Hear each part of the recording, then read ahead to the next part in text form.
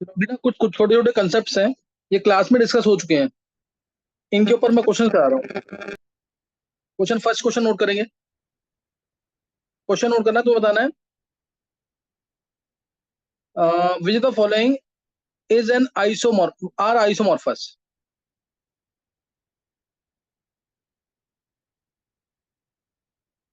Isomorphous are, कौन कौन से इसमें से आइसोमॉर्फस है? सही ना? आइसोमॉर्फस कौन कौन से हैं? ये स्टार लगा देना। वन ऑप्शन है, जैसे NaNO3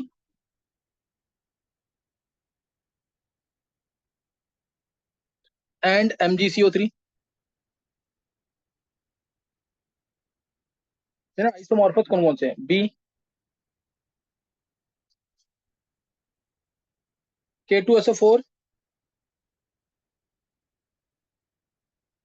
Na2CO3,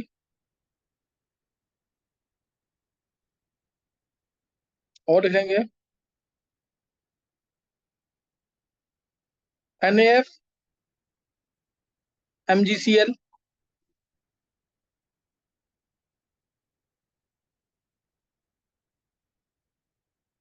नेक्स्ट लिख देंगे Na2SO3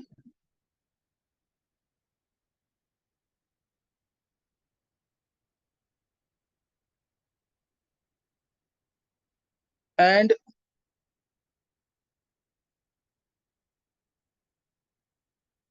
Na2CO3।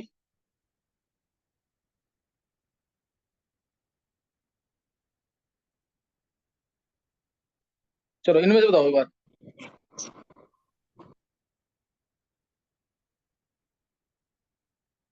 या एक और लिख लेते हैं, एक और ट्राई करना, KMnO4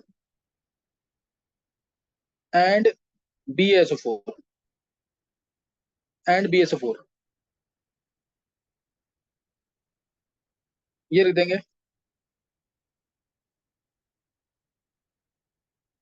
green vitriol,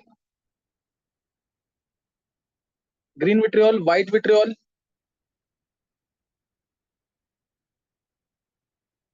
white vitriol, और ब्लू विट्रियोल,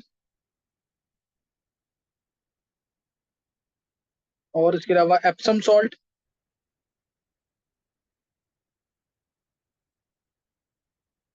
बस ये और बताना है एफ में। चलो ये बताओ, इसके अंदर आइसोमॉर्फस कौन से हैं? आइसोमॉर्फस कौन से हैं? इसका कंसेप्ट पता है ना, कंडीशन पता है ना इसकी? To or more compounds, two or more ionic compounds having same crystalline formula structure. Two or more compounds having same crystalline structure. Condition पता होनी चाहिए तो कर लोगे क्वेश्चन। एक बार इसे खुद सोचो, फिर मैं तुम्हें कंडीशन दूंगा, दोबारा ट्राई करना उसके बाद।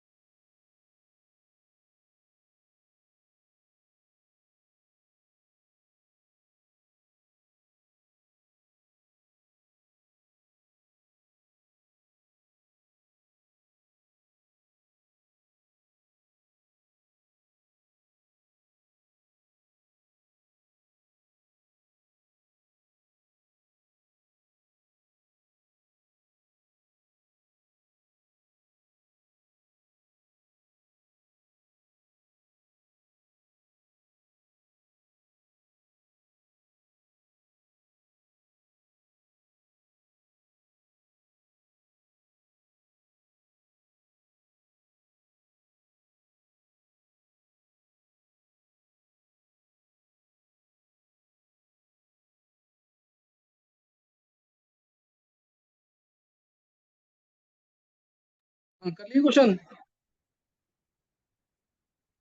देखो इसकी कंडीशन देख लो एक बार पहले, इसकी कंडीशन देख लो एक बार क्या होती है आइसोमॉर्फस की। फर्स्ट देखो इसकी कंडीशन क्या है। पहली कंडीशन, कंडीशन नोट करोगे, कंडीशन के बेसिस पे आसानी से निकालोगे आंसर, लेकिन कंडीशन अगर तुम्हें याद है तो बहुत अच्छी बात है। देखो पहला तो है दोनों के सेम नंबर ऑफ आयंस।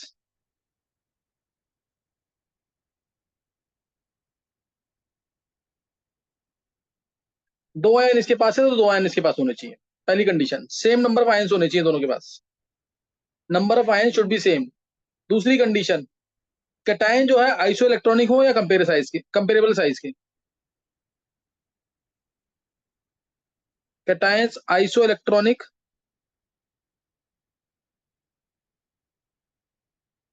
और कंपेरेबल साइज।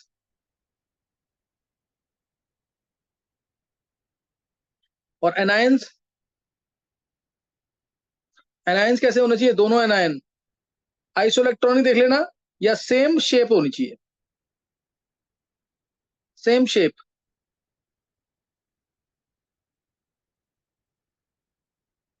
थर्ड कंडीशन, अगर क्रिस्टलाइन है, इफ क्रिस्टलाइन, तो ऊपर वाली कंडीशंस के अलावा then same water of crystallisation.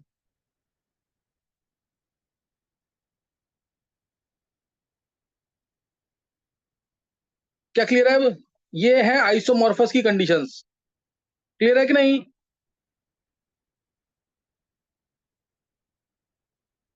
अब बोलना किसी को आंसर इसका।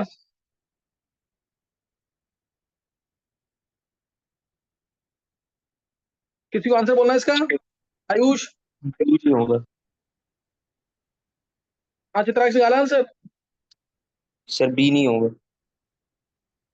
बी नहीं होगा, और बाकी सारे हैं। देखो यस सर। कंडीशन लगाओ इसमें, Na+ Mg2+, लगभग सेम साइज है, आइसो इलेक्ट्रॉनिक है। नाइट्रेट आयन, नाइट्रोजन की हाइब्रिडेशन sp2, कार्बन की हाइब्रिडेशन sp2, आयन सेम है, दो आयन इधर हैं दो आयन इधर हैं, ये है आइसोमॉर्फस। और K2SO4 और Na2CO3,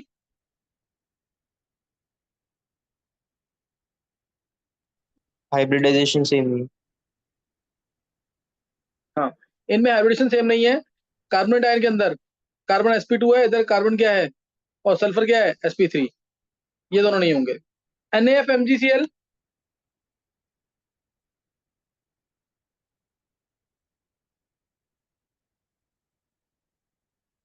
तुम्हें हाइपोथेटिकली मानना है कि MgCl एग्जिस्ट कर रहा है, बोलो। ये भी है दोनों। Na2SO3 Na2CO3,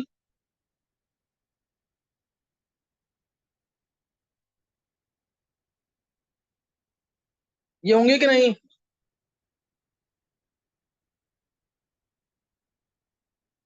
बोलो।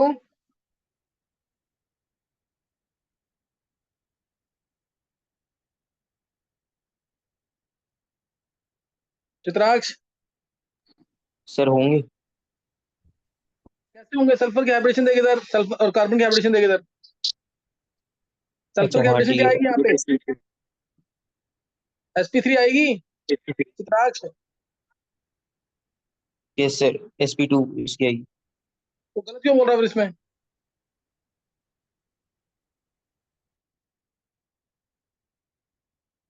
KMnO4 BSO4,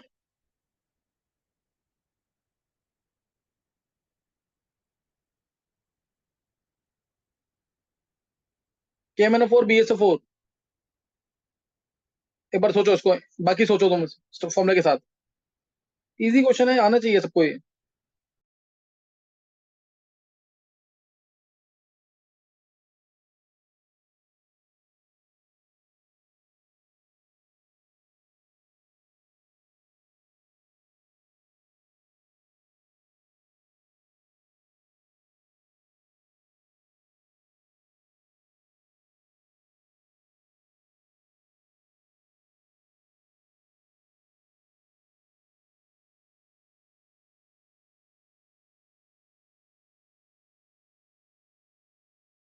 सर होगा आइसोमॉर्फस। कौन सा वाला?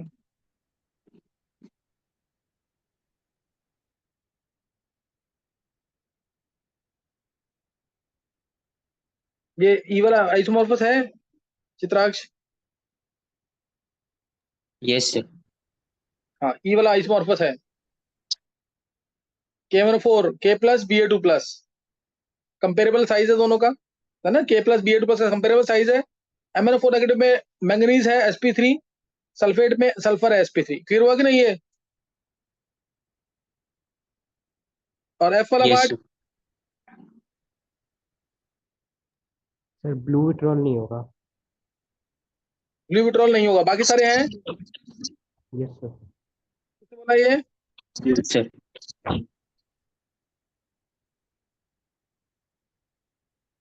ये याद कर लेना इसको, FeSO4.7H2O ग्रीन विट्रियोल है। व्हाइट विट्रियोल क्या होता है ये? ZnSO4.7H2O। 7H2O। और ब्लू विट्रियोल CuSO4.5H2O। इन सबके ऊपर हीटिंग इफेक्ट सबसे इंपॉर्टेंट है, और इसके ऊपर तो स्पेशली इसको गर्म करते हैं तो क्या मिलता है, याद है किसी को? ये एप्सम सॉल्ट। तो ब्लू विट्रियोल जो है वो आइसोमॉर्फस नहीं होगा, बाकी तीनों है। इसको गर्म करते क्या मिलता है, याद है कि इनकी नहीं?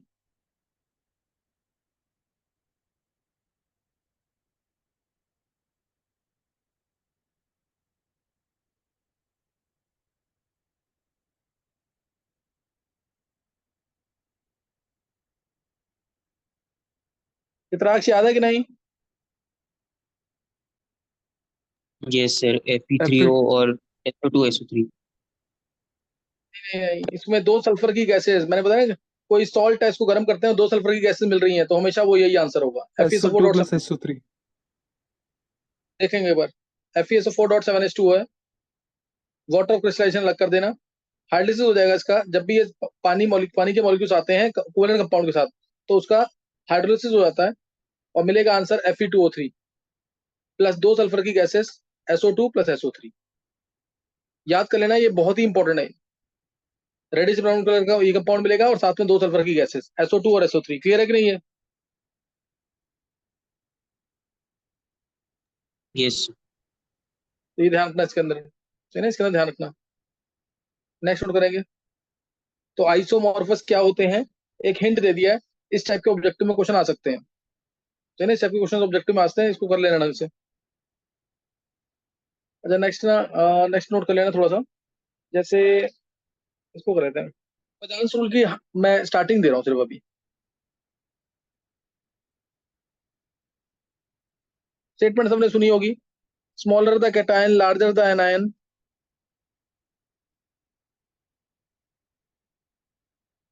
larger the anion,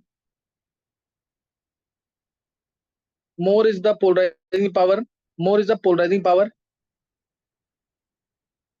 more is the covalent character। ये स्टेटमेंट हर जगह पढ़ते हैं। Smaller the cation larger the anion, more is the polarising power, more is the covalent character. अब ये पोलराइजिंग पावर का मीनिंग क्या है और कैसे ये कम ज्यादा होती है? जैसे मैंने एक एग्जांपल लिया, सपोज NaCl, NaCl ले लो, LiCl ले लो, कोई भी। मान लो NaCl लिया मैंने, तो Na प्लस है, Na प्लस है, Cl नेगेटिव है। क्लियर? Na प्लस है, Cl नेगेटिव है। तो तुम्हें पता है कि Na ने अपना एक इलेक्ट्रॉन लूज किया है और Cl ने इस इलेक्ट्रॉन को गेन कर लिया है, Cl बन गया। ठीक है, अब ये Na प्लस एक कैटायन, ये एनायन, एनायन बड़ा होगा कैटायन छोटा होगा। अब कैटायन जितना छोटा होगा उसका न्यूक्लियस इसके इलेक्ट्रॉन्स को, जो इसने इलेक्ट्रॉन दिए थे, जो Na प्लस ने इलेक्ट्रॉन दिए थे Cl माइनस को, क्या वो इससे खींच सकता है कि नहीं अपनी तरफ दोबारा?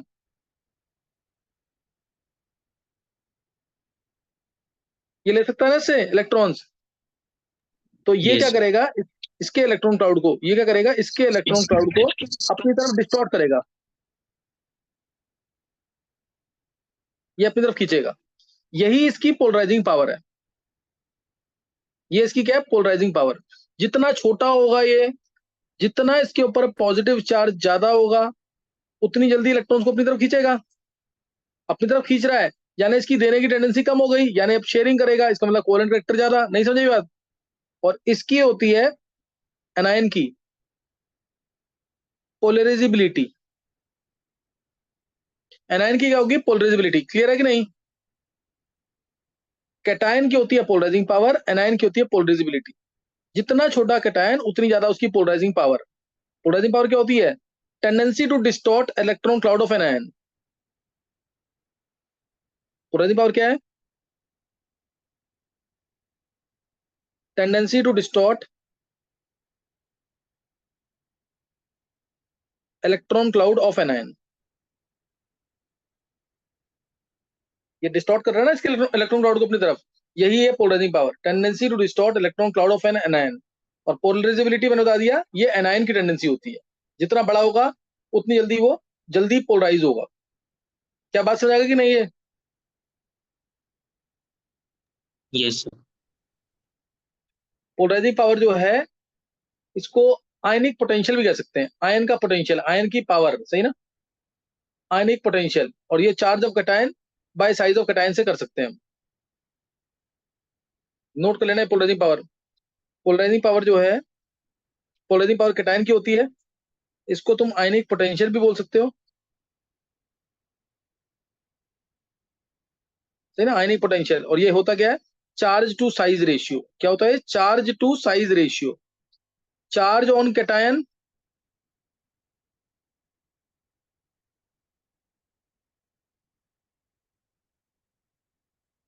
Bye size of cation. Charge of cation by size of cation, polarising power. Charge of cation by size of cation. और पोलराइजेबिलिटी जो होती है, पोलराइजेबिलिटी जो होगी,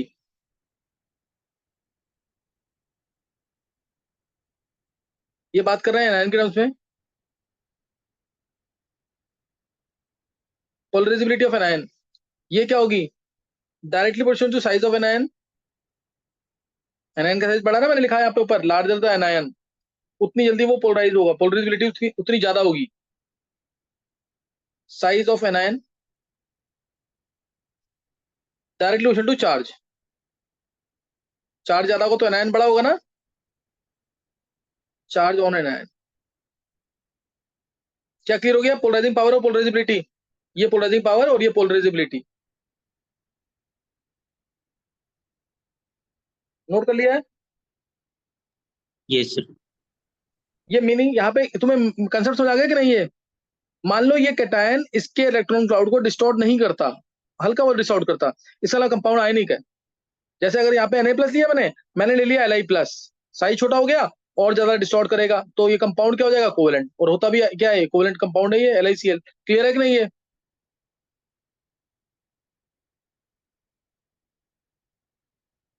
ये क्लियर? ये कोई रूल थोड़ी है, ये कोई रूल थोड़ी है जो अगर ये सोडियम इलेक्ट्रॉन आसानी से ट्रांसफर कर रहा है तो आयनिक कंपाउंड है, और सोडियम आसानी से इलेक्ट्रॉन ट्रांसफर नहीं कर रहा है, इलेक्ट्रॉन दिए और साइज छोटा हो जाता है तो खींच लेता है अपनी तरफ, तो कोवेलेंट हो गया कंपाउंड। तो इसलिए बोला smaller the cation, smaller the cation larger the anion, more is the polarising power, more is the covalent character. क्या क्लियर हो गया ये? Yes, sir. सर यही है फजांस रूल। चलिए, ये फजांस रूल है, इसकी एप्लीकेशन बहुत वास्ट है, बहुत डिटेल में इसकी एप्लीकेशन, मतलब हर एक चीज तुम, मेल्टिंग पॉइंट हो गया, बॉइलिंग पॉइंट हो गया, सॉलिबिलिटी हो गया, कलर्स हो गया, बहुत सारी चीजें पढ़ते हैं इसके थ्रू, थर्मल स्टेबिलिटी हो गया, लैटिस एनर्जी, ये सब पढ़ सकते हैं इसके थ्रू, पोलराइजेशन के थ्रू। तो पोलराइजेशन डायरेक्टली क्वेश्चन किसके है?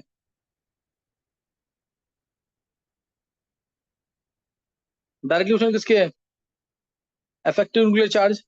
चार्ज ऑन कैटायन का ज्यादा होना चाहिए, एनायन का कम होना चाहिए, सही ना? कैटायन का ज्यादा चार्ज, चार्ज जो अगर की बात करें, सिर्फ चार्ज की बात करें, तो कैटायन के ऊपर चार्ज ज्यादा होना चाहिए, directly question to cation C+A-, ज्यादा होना चाहिए चार्ज।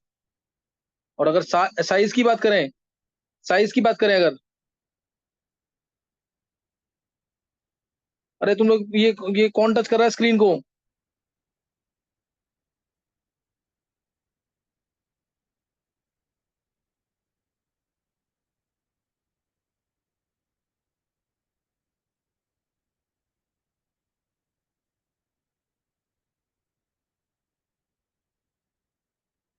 ये तुम मेरे स्क्रीन कौन टच कर रहा है? अब ऑनलाइन वाली क्लास तो मैं 4 या 5 बच्चों को ही लूंगा। ये अब बाकी को मैं किसी को एंट्री नहीं दूंगा। अब तुम लोग ऑफलाइन में करो।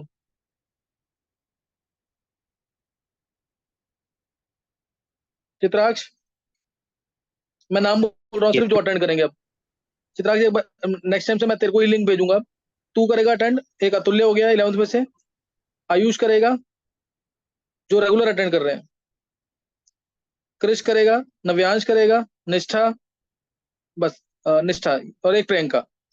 बस ये 5-6 बच्चे अटेंड करेंगे, बाकी कोई अटेंड नहीं करेगा ऑनलाइन वाली क्लास। आज अटेंड कर लो, उसके बाद मैं 5-6 बच्चों को ही दूंगा जो मेरे क्वेश्चंस कराने होंगे अच्छे वाले।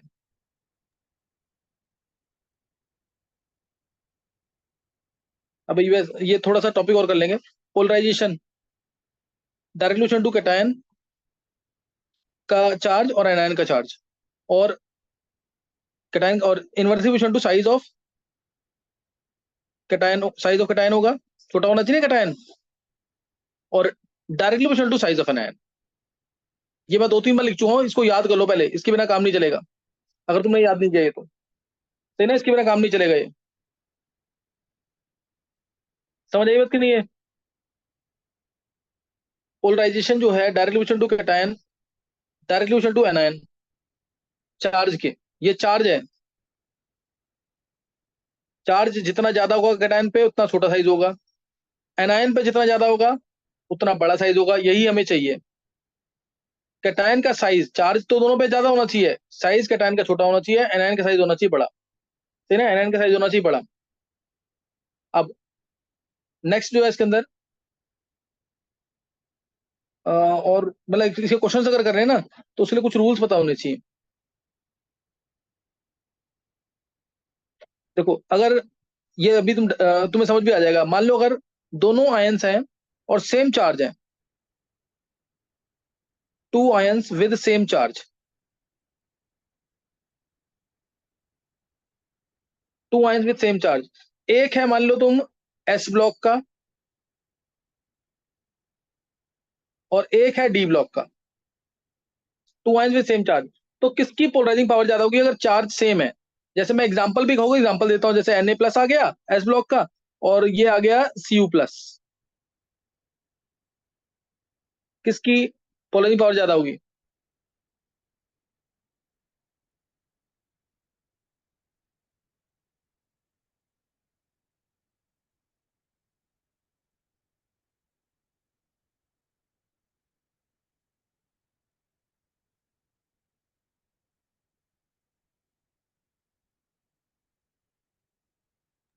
Cu plus की। हाँ, क्यों है? डी रीजन ब्लॉक क्या है की इसका? साइज तो छोटा मैंने होता है। रीजन क्या इलेक्ट्रॉन। है? डी ब्लॉक के अंदर इफेक्टिव न्यूक्लियर चार्ज क्या होगा? ज्यादा। डी ब्लॉक के अंदर इफेक्टिव न्यूक्लियर चार्ज क्या होगा? ज्यादा होगा ना। Z effective, effective nuclear charge ज्यादा, तो उसके कैटायन की पोलराइजिंग पावर ज्यादा। क्लियर है कि नहीं? है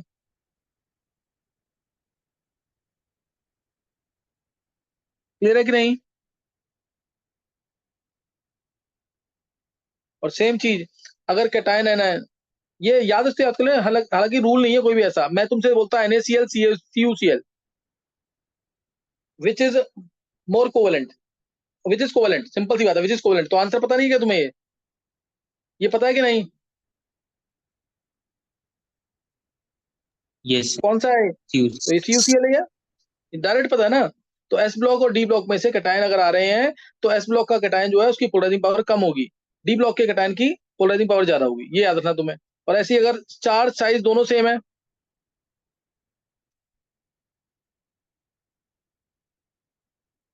दोनों अगर अप्रोक्सीमेटली सेम है, तो उस केस में क्या करेंगे? दोनों अगर सेम है, तो 8 इलेक्ट्रॉन सिस्टम वाले की पोलराइजिंग पावर, और एक ले लो तुम जैसे 18+2, 18+2 इलेक्ट्रॉन वाला सिस्टम, और एक ले लेते हैं 18 इलेक्ट्रॉन सिस्टम। इसको पोलराइजिंग पावर में अरेंज कर रहा था सपोज।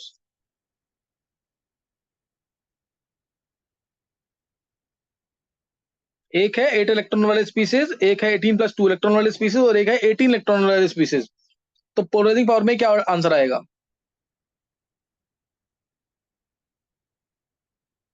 ये 18 इलेक्ट्रॉन जो हैं, ये n-1 में है, n-1 शेल में।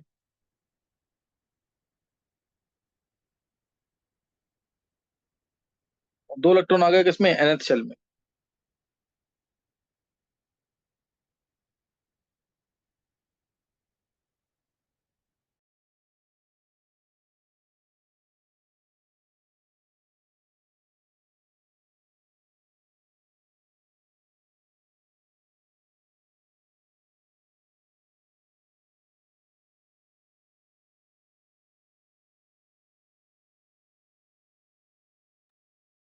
निकालिए आंसर।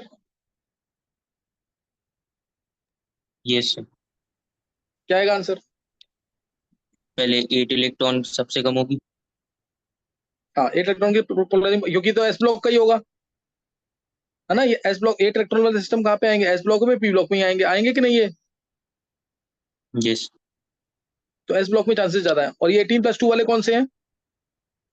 ये तो मैं लिख देता हूँ यहाँ पे, 8 वाला जैसे Na+, K+, यही तो है 8 इलेक्ट्रॉन सिस्टम, ये 8 इलेक्ट्रॉन सिस्टम वाले हैं। और 18+2 वाले कौन से होंगे, जैसे Sn2+, Pb2+, ये है क्या 18+2? कार्बन का ग्रुप है ये, कार्बन का ग्रुप, कार्बन+2 अगर मैं बोलूंगा तो क्या बोलोगे तुम? 2 2 ही तो बोलोगे इसमें कंफिग्रेशन। नहीं, ये समझ आया बात कि नहीं? Yes sir.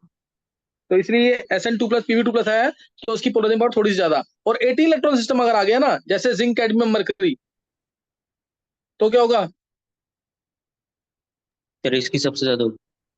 हाँ, इसकी सबसे ज्यादा, क्योंकि ये डी ब्लॉक के हैं, ये डी ब्लॉक के हैं, तो इनकी पोलराइजिंग पावर सबसे ज्यादा। क्या क्लियर हो गया ये? Yes sir. ये क्वेश्चन है, 2 3 क्वेश्चन अभी लिखेंगे, नेक्स्ट टाइम करेंगे फिर क्वेश्चन।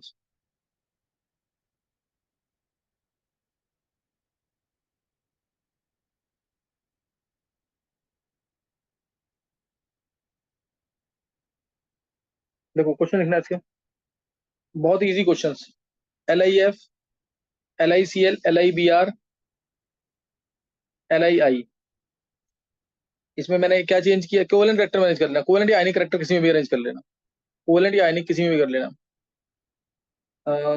BeCl2, MgCl2, CaCl2, ये ले लो, ये कर लेंगे अरेंज। उसके बाद चेंज कर देते हैं SF2, SF4, SF6, NaCl, MgCl2, AlCl3। Polarising power में अरेंज करना है सबको, इन सबको पोलराइजिंग पावर में अरेंज करना है। एक और ले लो, AlF3, AlF3 ले लिया, और ले लेते हैं Al2O3 और ALN।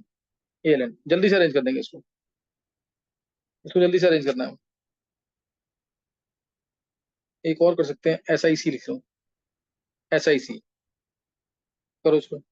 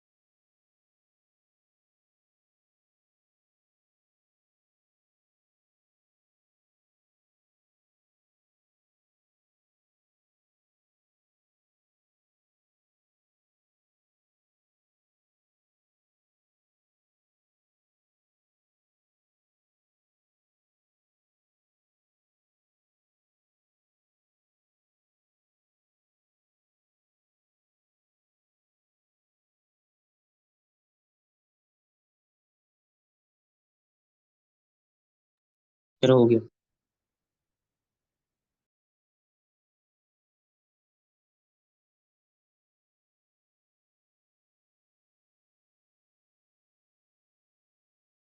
हो गया क्वेश्चन। Yes sir. चलो देखेंगे अब।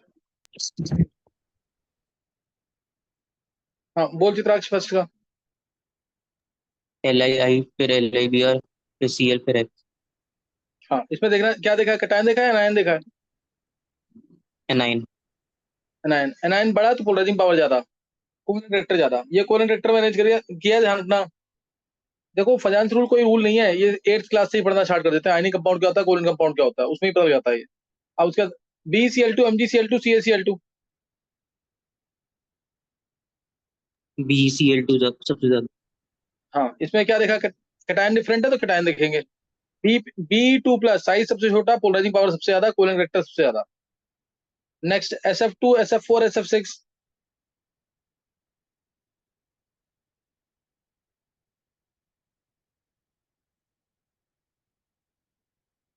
क्या आएगा इसमें? SF6 सबसे ज्यादा। हाँ SF6 का कोवलेंट रेक्टर सबसे ज्यादा। SF6 फिर SF4 फिर SF2। रीजन बहुत सिंपल था, S पे +6 चार्ज आएगा, यहाँ +4, यहाँ +2। जितना ज्यादा चार्ज होगा उतनी ज्यादा polarising power. NaCl MgCl2 AlCl3। AlCl3 सबसे ज्यादा होगा। MgCl2 फिर ये कैटायन देखेंगे, यहाँ +1 चार्ज है, यहाँ +2 चार्ज है, यहाँ +3 चार्ज है। एनायन तो सेम है ही, सही ना, एनायन तो सेम है ही। फिर नेक्स्ट 5th वाले में सर इसमें आयनिक करेक्टर में किया था AlF3 फिर Al2O3 फिर। ठीक है ना, ठीक यस देखते हैं ना। हाँ, इधर देखा एनायन, एनायन देखा, एनायन पे चार्ज बढ़ता जा रहा है। एनायन पे चार्ज बढ़ेगा तो कोवलेंट रेक्टर, कोवलेंट रेक्टर क्या हो जाएगा, बढ़ जाएगा। यहाँ पे आयनिक करेक्टर सबसे ज्यादा है, F आयनिक करेक्टर सबसे ज्यादा। और यहाँ पे तो Si4+ है, C4-, तो इसका कोवलेंट करेक्टर सबसे ज्यादा, आयनिक करेक्टर सबसे कम। एक ये ट्राई कर लेना खुद, नेक्स्ट टाइम बताऊंगा मैं। ZnCl2 zinc cadmium, CdCl2 HgCl2 और एक MgCl2। पोलराइजिंग पावर कह लो, कोवलेंट करेक्टर कह रहे हो, आयनिक करेक्टर, इसको अरेंज कर लेना जरूर। और कल पढ़ के आना है, कल चांसेस बहुत ज्यादा होंगे टेस्ट लेने के। कल पढ़ के आना पूरा ढंग से और होमवर्क करके आना पूरा। ये ट्राई कर लेना क्वेश्चन सर आना में आज। सर ऑक्सो एसिड्स कंप्लीट हो गए? ऑक्सो एसिड्स हाँ कंप्लीट हो गया, क्यों कुछ छूटा है उसमें यार? मैं पूछ रहा था कि हो गए ना कंप्लीट, नहीं और नहीं बस। नहीं नहीं, चित्राक्ष यही था ना, लास्ट ईयर भी यही कराया ना। Yes sir. कंसेप्ट पूरे हैं देख, एक आध स्ट्रक्चर छूट गए, बात अलग है। कंसेप्ट पूरे दे दिए, सही है। हाँ जी, ओके सर, ठीक।